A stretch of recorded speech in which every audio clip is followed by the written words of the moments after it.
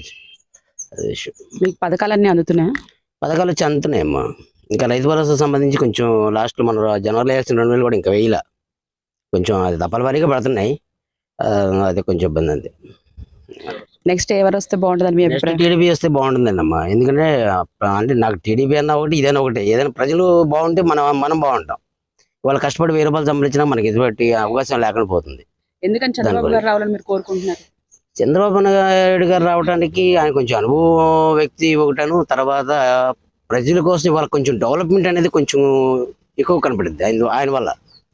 ప్రజలకు రూపాయి ఇవ్వకపోవచ్చు, దానివల్ల ఇవాళ ప్రతి ఒక్కళ్ళు కూడా పనిచేసే వాళ్ళు టాపీ పని వాళ్ళు ఉన్నారు. ఇవాళ ఇసుక చాలా ఇబ్బంది పడుతున్నారు. నేను ఇల్లు కట్టుకోవాలనుకున్నా, ఇవాళ 30 ఏళ్ళు పెట్టి నేను ఇసుక కొనుక్కోలేను, నా వల్ల కాదు. ఐరన్ టన్ వచ్చి 1,00,000 రూపాయలు టన్ అయింది. ఐరన్ సిమెంట్ కట్టల రేటు పెరిగిపోయినాయి, బేసులు కూలీలు పెరిగిపోయినాయి. ఆయన టైంలో